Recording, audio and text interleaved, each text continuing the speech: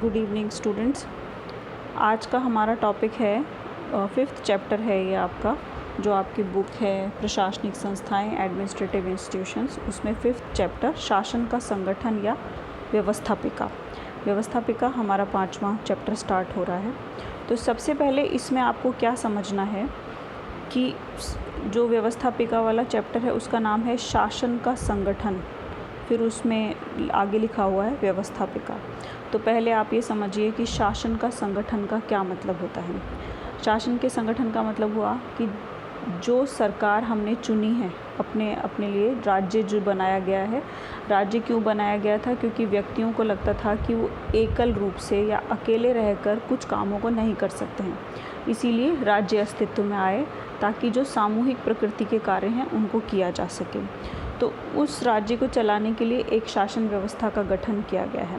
ये शासन व्यवस्था क्या होती है या शासन का संगठन क्या होता है? तो आप इसे ऐसे समझिए कि हर सरकार जो बनाई जाती है, जो शासन व्यवस्था बनाई जाती है, वो 3 प्रकार के काम करती है। पहला, कानून बनाने का, दूसरा कानून को क्रियान्वित करने का, और तीसरा जो व्यक्ति इन कानूनों का पालन नहीं करते उन्हें दंडित करने का। ये 3 काम सरकारें करती हैं। तो जो सरकार की शाखा या जो शासन के संगठन की व्यवस्था कानून बनाने के काम को देखती है वो व्यवस्थापिका कहलाती है। जो कानून को क्रियान्वित करने का काम करती है वो कार्यपालिका कहलाती है। और जो व्यक्ति जो उस कानून का उल्लंघन करते हैं उन्हें दंडित करने का काम करती है वो न्यायपालिका कहलाती है। तो इससे आप क्या समझेंगे कि शासन का संगठन केवल व्यवस्थापिका या केवल कार्यपालिका या केवल न्यायपालिका नहीं होता है। शासन के संगठन में तीनों शाखाएं आती हैं, व्यवस्थापिका, कार्यपालिका और न्यायपालिका। ये बेसिकली शक्ति पृथक्करण सिद्धांत पर आधारित है। शक्ति पृथक्करण का सिद्धांत क्या कहता है? तीनों शाखाओं की अपनी अलग अलग शक्तियां हैं और वो अपने अपने क्षेत्र में इंडिपेंडेंट काम करती हैं, एक दूसरे पर डिपेंडेंट नहीं है। यानी कि कार्यपालिका के जो कार्य हैं उन्हें कार्यपालिका करेगी, व्यवस्थापिका के कार्यों को व्यवस्थापिका करेगी और न्यायपालिका के कार्यों को न्यायपालिका करेगी। अब क्योंकि आप अभी सेकेंड ईयर में हैं और आपको इसका बेसिक पढ़ाया जा रहा है, इसीलिए आपके जो चैप्टर है उसमें सिंपल चीज़ें दे रखी हैं। व्यवस्थापिका कितने प्रकार की होती हैं, उनके क्या काम हैं, ज़्यादातर इन्हीं चीज़ों पर फोकस है। लेकिन इस चीज़ के बारे में जब आप अगर हायर स्टडीज़ में पढ़ें तो फिर इसके इम्प्लीकेशंस डिफरेंट होते हैं। वो आपसे इस तरह के क्वेश्चंस भी पूछते हैं कि क्या व्यवस्थापिका ही सारा कार्य देख रही है कानून बनाने का, कार्यपालिका का उसमें कितना दखल होता है, या कार्यपालिका का किस सीमा तक दखल होता है, या कार्यपालिका को नियंत्रित करने का उत्तरदायित्व अगर व्यवस्थापिका का है तो वो किस हद तक उसे नियंत्रित करती है। और संसदीय व्यवस्था वाले देशों के संदर्भ में जो कि हमारा भारत देश है, तो हम संसदीय व्यवस्था में काम करते हैं जिसमें व्यवस्थापिका और कार्यपालिका एक दूसरे से अंतर संबंधित होती हैं। आप अच्छे से जानते हैं कि हमारे यहाँ जो कैबिनेट बनती है वो लोकसभा के सदस्य होते हैं और लोकसभा व्यवस्थापिका का निचला सदन होता है। तो इन दोनों की इंटरडिपेंडेंसी किस लेवल पर है, क्या जो संतुलन और शक्ति बैलेंस का जो सिद्धांत अपनाया गया है वो किस हद तक कारगर है, लेकिन ये हायर स्टडीज़ में आपके आएगा। अभी आपको अब बेसिक चीज़ें पढ़नी है इसमें। तो व्यवस्थापिका मैं आपको बता चुकी हूँ, जो भी शाखा सरकार की जो नियम निर्माण का काम करती है उसे व्यवस्थापिका कहा जाता है। इसकी परिभाषा, व्यवस्थापिका व्यक्तियों का ऐसा सामूहिक संगठन है। सामूहिक संगठन है मतलब जिसमें बहुत सारे व्यक्ति होते हैं, केवल एक व्यक्ति कोई व्यवस्थापिका नहीं बन जाता है। ऐसा सामूहिक संगठन जो कानून बनाने के अधिकार से युक्त होता है, जिसको कानून बनाने की शक्ति प्राप्त होती है, यानी सत्ता प्राप्त होती है। अलग अलग देशों में अलग अलग नाम से जाने जाते हैं। जैसे भारत में या इंग्लैंड में दोनों जगहों पर इसे संसद कहा जाता है, जापान में इसे डाइट कहा जाता है, अमेरिका में इसे कांग्रेस कहा जाता है और स्विट्ज़रलैंड में इसे राष्ट्रीय सभा कहा जाता है। तो मोटे अर्थ में व्यवस्थापिका ऐसा सामूहिक संगठन होता है जो कानून बनाने का अधिकार रखता है और ज़रूरी नहीं है कि प्रतिनिध्यात्मक हो। मतलब हमारे यहाँ प्रतिनिध्यात्मक है, यानी कि हमारे यहाँ जो संसद बनाई गई है, हमारे यहाँ जो व्यवस्थापिका बनाई गई है वो प्रतिनिधित्व के लिए है, प्रतिनिधित्व के सिद्धांत पर आधारित है, लेकिन ज़रूरी नहीं है कि ये हर जगह ऐसी हो। उसके बाद आता है व्यवस्थापिकाओं के कार्य और शक्तियाँ। तो व्यवस्थापिकाएं 2 प्रकार के कार्य करती हैं, परंपरागत कार्य और आधुनिक कार्य। तो परंपरागत कार्यों में देखिए आपको दोनों तरह से पूछा जा सकता है। अगर आपसे पूछा जाएगा व्यवस्थापिका के कार्य और शक्तियों पर टिप्पणी लिखिए या उसका विवरण दीजिए, तो आप दोनों तरह के लिखेंगे, परंपरागत कार्य भी और आधुनिक कार्य भी। मैं इसमें लिखना भूल गई हूँ, आप आधुनिक कार्य के साथ में लिख सकते हैं राजनीतिक कार्य। यानी कि अगर आपसे अलग से क्वेश्चन पूछा जाए कि व्यवस्थापिकाओं के राजनीतिक कार्य कौन से होते हैं, तो कार्यपालिका पर नियंत्रण और संविधान संशोधन के साथ साथ आधुनिक कार्यों वाले पॉइंट आप ऐड कर देंगे तो ये राजनीतिक कार्य माने जा सकते हैं। तो परंपरागत कार्यों में पहला इम्पॉर्टेंट कार्य जो है वो विधायी कार्य, व्यवस्थापिका का विधायी कार्य, क्योंकि व्यवस्थापिका का निर्माण ही कानून बनाने के लिए किया गया है, इसीलिए पहला सबसे बड़ा काम जो होता है वो कानून बनाने का काम होता है। ऐसा माना जाता है कि जन इच्छा में जिस प्रकार के प्रस्ताव, नीतियाँ लाए जाते हैं, उनको कानून रूप में परिणत करने का काम विधायिकाएं करती हैं। अब आपसे एक छोटा क्वेश्चन इस पे ये पूछा जा सकता है कि क्या जो विधायी कार्य हैं वो पूरी तरह से केवल विधायिका द्वारा ही किए जाते हैं या कार्यपालिका का भी इसमें कुछ दखल होता है? तो इसमें देखिए कार्यपालिका का पूरा दखल होता है। जैसा कि आपकी बुक में थोड़ा डाटा भी दिया हुआ है कि इस समय इतने विधेयक लाए गए थे और इतने सरकारी विधेयक थे, इतने गैर सरकारी विधेयक थे। इसको आप शॉर्ट में ऐसे समझिए कि हमारे यहाँ कानून बनाने के लिए जो प्रस्ताव लाया जाता है वो कौन लेके आता है? सरकार लेकर आती है। सरकार मतलब कार्यपालिका लेकर आती है। प्रधानमंत्री और उनकी मंत्री परिषद को ये अधिकार होता है कि वो शासन का संचालन करे। तो शासन के संचालन में कहाँ क्या दिक्कत आ रही है और किस कानून को बनाने की ज़रूरत है, ये उन्हीं को पता होता है। तो वो लेकर आते हैं विधायिका के सामने कि हम चाहते हैं कि इस पर कानून बने, और क्योंकि जो निचला सदन होता है उसमें उनका बहुमत होता है, इसीलिए उनके द्वारा लाए गए जो प्रस्ताव होते हैं उन्हीं पर ज़्यादा कानून निर्मित किए जाते हैं। गैर सरकारी सदस्य या विपक्ष की तरफ से अगर किसी कानून के बनाने के लिए प्रस्ताव आ भी जाता है तो वो कभी बहुत रेयर केसेस में वो पास हो तो हो, अदरवाइज़ वो पास नहीं हो पाता है क्योंकि उनका उसमें बहुमत नहीं होता है। तो एक तरीके से जो विधायिका का ये कानून बनाने के अधिकार है ये कार्यपालिका पर निर्भर करता है। दूसरा कार्य है वित्तीय कार्य। वित्तीय कार्य में क्या कार्य होगा? बजट। सबसे इम्पॉर्टेंट बजट क्या होता है? किसी भी सरकार को ये परमिशन देना कि वो कहाँ खर्चे कर सकती है और कहाँ से वो उन खर्चों को करने के लिए पैसे ले सकती है, यानी कि कौन सा टैक्स लगाया जा सकता है, किस टैक्स की दरों में कमी की जानी है, किस टैक्स की दरों को बढ़ाया जाना है। ये सारा का सारा विधायिका के द्वारा पास कराया जाता है। कार्यपालिका विधायिका की मर्जी के बिना एक भी पैसा खर्च नहीं कर सकती है। आपने फर्स्ट ईयर में जब पढ़ा होगा तब निधियों के बारे में पढ़ा होगा, तो एक आकस्मिकता निधि होती है जो राष्ट्रपति के अधीन होती है। राष्ट्रपति के अधीन का मतलब वो प्रधानमंत्री और उनकी मंत्रिपरिषद के अधीन ही होती है। उसमें से निकाल कर वो अपनी मर्जी से पैसे खर्च कर सकते हैं, लेकिन बाद में जब सदन का शुरू होता है, कार्यकाल शुरू होता है, तो उनको उन खर्चों के लिए भी विधायिका के सामने लाना पड़ता है कि हमने इस मद में इतना पैसा खर्च किया था, और विधायिका उसे पास करती है तो ही वो माना जाता है। तो ये उसके वित्तीय कार्य होते हैं। तीसरा कार्य जो है वो कार्यपालिका पर नियंत्रण करना है। कार्यपालिका पर विधायिका किस तरह से नियंत्रण रखती है? अविश्वास प्रस्ताव ला सकती है, मंत्रिमंडल को भंग कर सकती है। ये सब कब कर सकती है? वो जब कार्यपालिका अपना विश्वास सदन में खो देती है। उसके अलावा संसदात्मक शासन प्रणाली, जो हमारी शासन प्रणाली है, आपसे छोटा क्वेश्चन इसमें ये पूछा जा सकता है, मैं इन सब के क्वेश्चन बना दूंगी और आपको भेज भी दूंगी कि संसदात्मक शासन प्रणाली में विधायिका किस प्रकार कार्यपालिका पर नियंत्रण रखती है।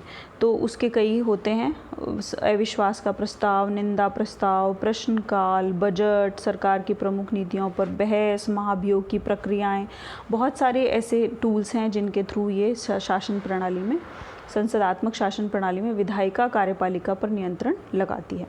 अब ये अगर आपको याद हो तो फर्स्ट ईयर में भी हमने ये सारा पढ़ा था, अगर आपको याद है तो। नहीं याद है और आपने उस समय क्लास के नोट्स बनाए थे तो प्लीज़ रिवाइज़ कीजिएगा। ये सारा मैं आपको बता चुकी हूँ। जब हमने पढ़ा था कि विधायिका कार्यपालिका पर किस प्रकार से नियंत्रण रखती है, तो हमने इन पर बारी बारी से बात की थी। निंदा प्रस्ताव क्या होता है, बजट प्रस्ताव क्या होते हैं, बजट में 3 प्रकार की कटौतियों के प्रस्ताव आते हैं, ये सारा मैं आपको बता चुकी हूँ, तो प्लीज़ आप रिवाइज़ कर लीजिएगा। फिर चौथा इम्पॉर्टेंट काम है न्यायिक कार्य। अब देखिए, विधायिका न्यायिक कार्य किस संदर्भ में करती है? न्यायिक कार्य वो करती है जैसे ब्रिटेन की जो लॉर्ड सभा होती है वो वहाँ का सर्वोच्च अपीलीय न्यायालय होता है। अमेरिका की कांग्रेस जो होती है उसको राष्ट्रपति पर महाभियोग लाने का अधिकार है। भारत में भी हमारे यहाँ जो संसद है वो महाभियोग ला सकती है, सर्वोच्च न्यायालय के न्यायाधीशों पर लाए जा सकते हैं, राष्ट्रपति के लिए लाए जा सकते हैं। तो एक तरीके से ये न्यायिक शक्ति भी है, विधायिका की न्यायिक शक्ति में ये माना जाता है। तो ये एग्जाम्पल आप जैसे भारत के महाभियोग के बारे में, अमेरिकी राष्ट्रपति के कांग्रेस के महाभियोग के बारे में, ब्रिटेन की लॉर्ड सभा वहाँ का सर्वोच्च अपीलीय न्यायालय है, ये 3 एग्जाम्पल आप लिखेंगे तो उतना सफिशिएंट रहेगा। निर्वाचन संबंधी कार्य, निर्वाचन संबंधी कार्य किस संदर्भ में करती हैं व्यवस्थापिकाएँ? जैसे अमेरिका में प्रतिनिधि सभा जो होती है उसको अधिकार होता है कि अगर वहाँ जो राष्ट्रपति के चुनाव लड़ रहे हैं उनको स्पष्ट बहुमत नहीं मिल पाया है या समझ नहीं आया है कि किसे मिला है, तो वहाँ पर उन्हें चुनने का अधिकार होता है। और इज़राइल में पूरी जो संसद के मंत्री चुने जाते हैं उनका अप्रूवल जो है वहाँ की संसद ही करती है। अमेरिका में भी राष्ट्रपति अगर अपने मंत्रियों के लिए खुद मनोनयन कर लेते हैं कि मैं इसको मंत्री बनाऊंगा, लेकिन वो सूची जो है वो सीनेट के द्वारा ही पारित की जाती है, उसके बाद ही उनको नियुक्त माना जाता है। तो ये उसके निर्वाचन संबंधी काम होते हैं। संविधान संशोधन संबंधी काम, क्योंकि विधायिका के लिए ये माना जाता है कि वो जन इच्छा का प्रतिनिधित्व करती है, यानी कि लोग क्या चाहते हैं इसका प्रतिनिधित्व विधायिकाएं ही करती हैं। और अगर जन इच्छा की जो क्रियान्वयन है उसको करने में संविधान कहीं आड़े आ रहा हो तो संविधान में संशोधन का अधिकार विधायिकाओं को दिया गया है। तो ये सारे के सारे जो होते हैं ये परंपरागत कार्यों में आते हैं। अब दूसरे है आधुनिक कार्य, व्यवस्थापिका के आधुनिक कार्य, या आप इसके लिए लिख सकते हैं व्यवस्थापिका के राजनीतिक कार्य। यानी कि अगर आपसे ये पूछा जाए कि व्यवस्थापिकाओं के राजनीतिक कार्य बताइए तो ये आप लिखेंगे। औचित्यकरण पहला है, औचित्यकरण या वैधता प्रदान करने का कार्य। ये क्या कार्य होता है, किसके लिए औचित्यकरण? एक्चुअली कार्यपालिका के लिए। यानी कि अगर कार्यपालिका या सरकार कोई काम करती है तो उसको वैधता प्रदान करने का काम विधायिकाएं करती हैं। इसका एग्जाम्पल देखिए, अभी मैं आपको रीसेंट सिचुएशन में दूँ तो जैसे कोविड चल रहा है तो आपको और मुझे सबको ताकीद की गई है कि आप मास्क पहनिए, ख़ास तौर से पब्लिक प्लेस पर जब आप निकलते हैं भीड़ भरी जगह पर तो आप मास्क पहन कर जाइए। अगर आप मास्क पहन कर नहीं जाएंगे तो पुलिस को या न्यायिक अधिकारियों को ये अधिकार दिया गया है कि वो आपसे जुर्माना वसूल सकती है, उसके लिए आपको दंडित कर सकती है। ऐसा अधिकार कैसे मिला उन्हें? अगर आपसे नॉर्मली कोई पुलिस वाला आकर कहे कि मास्क पहनो नॉर्मल डेज़ में, तो हम क्या मानते कि क्यों पहने, हमारा दम घुटता है, हम नहीं पहनेंगे। लेकिन अभी उस पुलिस के पास में कानूनी रूप से ये अधिकार है। विधायिका ने कानून पारित कर दिया है कि इस समय जन स्वास्थ्य के सामूहिक हित को ध्यान में रखते हुए प्रत्येक व्यक्ति को यह ताकीद किया जाता है कि वो पब्लिक प्लेस पर निकलते समय मास्क पहने ताकि दूसरे लोगों में संक्रमण ना फैले। तो वो आपके डंडे भी लगा सकता है, आपसे वसूली भी कर सकता है, जुर्माना ले सकता है आपसे, और आपको दंडित करने का भी उसे अधिकार है। तो कार्यपालिका को जो ये अधिकार मिला, इसको वैधता किसने प्रदान की है? उस कानून ने, जो कि पारित किया गया है। तो ये जो वैधता प्रदान करने का कार्य होता है ये कौन करता है? व्यवस्थापिकाएं करती हैं। सुरक्षा यंत्र का कार्य करती हैं। सुरक्षा यंत्र का कार्य किस संदर्भ में करती हैं? तनाव कम करने का, लोगों को आश्वासन देने का। इसको आप ऐसे समझिए, हम भारत देश में रहते हैं, यहाँ पर बहुत संप्रदाय, बहुत सारे धर्म के लोग, विभिन्न समुदायों के लोग रहते हैं, उनके अपने अपने हित होते हैं।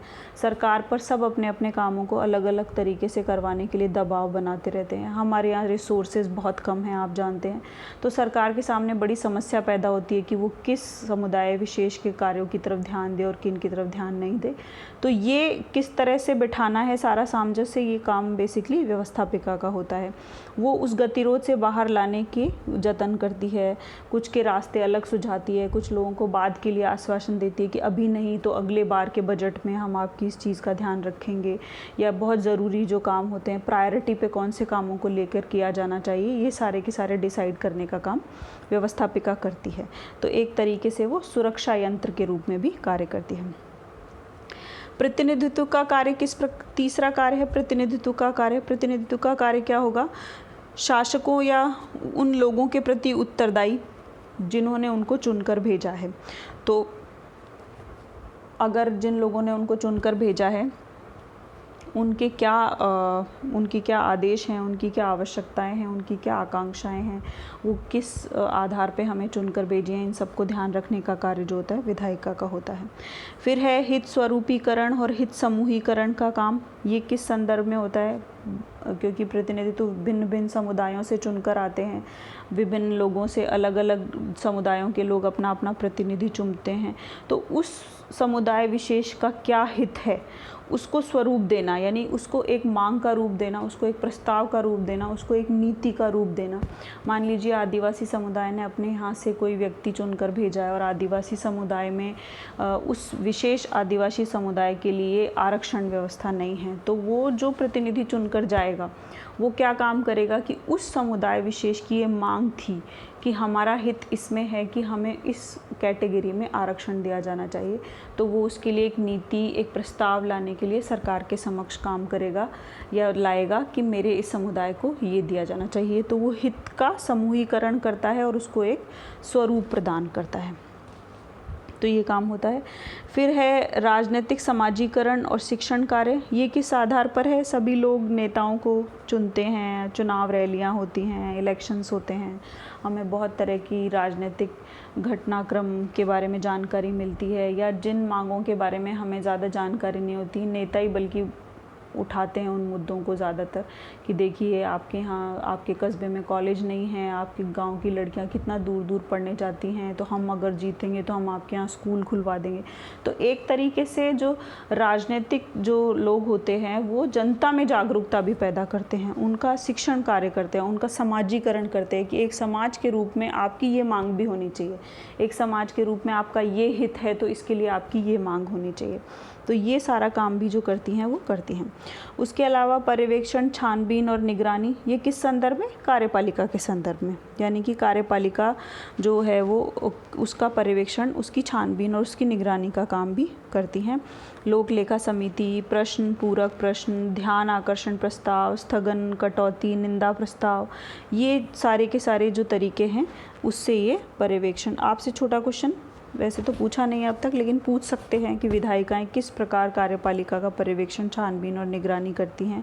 जो मैंने आपको ऊपर बताया था कार्यपालिका पर नियंत्रण वाला, दोनों का सेम आंसर आप बना सकते हैं एक छोटा सा, कि ये तरीके हैं जिनके आधार पर ये कार्यपालिका पर नियंत्रण करते हैं, उनका पर्यवेक्षण रखते हैं, उन पर निगरानी करते हैं। तो ये आपसे पूछा जा सकता है। उसके बाद नेक्स्ट है व्यवस्थापिका का संगठन। व्यवस्थापिका के संगठन को दो भागों में बांटा जा सकता है, एक सदनात्मक व्यवस्थापिका और द्विसदनात्मक व्यवस्थापिका, यूनिकैमरल लेजिस्लेचर और बाईकैमरल लेजिस्लेचर। एक सदनात्मक व्यवस्थापिका ज़्यादातर छोटे देशों में अपनाई जाती है। आज के देशों के बारे में इसमें दिया हुआ है यूनान और बल्गारिया का एग्जाम्पल, लेकिन मुझे लगता नहीं है कि वहाँ अभी ये है, मैंने देखा नहीं तो लेकिन अगर है भी कहीं तो ये छोटे जगहों पर होगी। इसका मुख्य तर्क क्या होता है कि जन इच्छा क्योंकि एक ही होती है, अनेक तो होती नहीं है, इसीलिए एक सदन काफ़ी है उन इच्छाओं को सामने रखने के लिए, दो की क्या आवश्यकता है। लेकिन द्विसदनात्मक व्यवस्थापिका ब्रिटिश संवैधानिक विकास का परिणाम होती है। इसमें ज़्यादातर संसार के देशों में दो सदनात्मक व्यवस्थाएं हैं, इसमें दो सदन होते हैं, उच्च सदन और निम्न सदन। उच्च सदन जो होता है अपर हाउस जिसको कहा जाता है, और वो जो विशिष्ट वर्ग और संस्थाओं का प्रतिनिधित्व करता है, जबकि जो निम्न सदन होता है वो जनता का प्रतिनिधित्व करता है। जैसे भारत के संदर्भ में अगर हम देखें राज्यसभा और लोकसभा, हमारा उच्च सदन कौन सा है? राज्यसभा, जिसमें कि विशिष्ट वर्गों के प्रतिनिधि होते हैं, और निम्न सदन हमारा कौन सा है? लोकसभा, जिसमें सारे के सारे जनप्रतिनिधि शामिल होते हैं। तो विश्व के ज़्यादातर देशों में इस समय द्विसदनात्मक व्यवस्थापिका है, क्योंकि हम जनसंख्या कोई कितना भी छोटा देश हो, जनसंख्या उस देश की कंपैरेटिवली काफ़ी ज़्यादा होने लगी है, तो दो सदन आवश्यक होते हैं, ताकि निचले सदन के द्वारा अगर कोई गलती कर दी जाए या अगर कोई भूल हो जाए, कोई चूक हो जाए, कुछ चीज़ें छूट जाएं, तो जो उच्च सदन है वो उसकी ओर उनका ध्यान आकर्षित करा सकता है। तो एक तरीके से सेफ्टी वॉल्व के रूप में सिस्टम काम करता है। तो ये द्विसदनात्मक व्यवस्था होती है। ये आज का चैप्टर आधा मैं यहाँ ख़त्म करती हूँ। बाकी द्विसदनात्मक व्यवस्थापिका के पक्ष और उसके विपक्ष और व्यवस्थापिकाओं के पतन या अवनति का हमारा टॉपिक बचता है, जो मैं आपको नेक्स्ट वीडियो में समझाऊंगी। इसके रिगार्डिंग नोट्स मैं आपको बहुत डिटेल में भेज चुकी हूँ और बता भी चुकी हूँ कि आप उनके प्रिंट निकलवा लीजिएगा, उन क्वेश्चंस को ध्यान से पढ़िएगा। बहुत सारे वन लाइनर क्वेश्चंस हैं, ऑब्जेक्टिव क्वेश्चंस हैं, उससे आपको डिफरेंट क्वेश्चंस के कॉन्सेप्ट क्लैरिटी में बहुत हेल्प मिलेगी। ऐसा नहीं सोचिएगा कि हमसे ऑब्जेक्टिव क्वेश्चन नहीं पूछे जाते तो हम क्यों पढ़ें। आप उन्हें पढ़िए, क्योंकि ऑब्जेक्टिव क्वेश्चन से कॉन्सेप्ट क्लियर करने में बहुत मदद मिलती है, इसीलिए मैंने उसमें इंक्लूडेड किए हैं। तो आप प्लीज़ उन्हें ध्यान से पढ़िएगा। Thank you so much.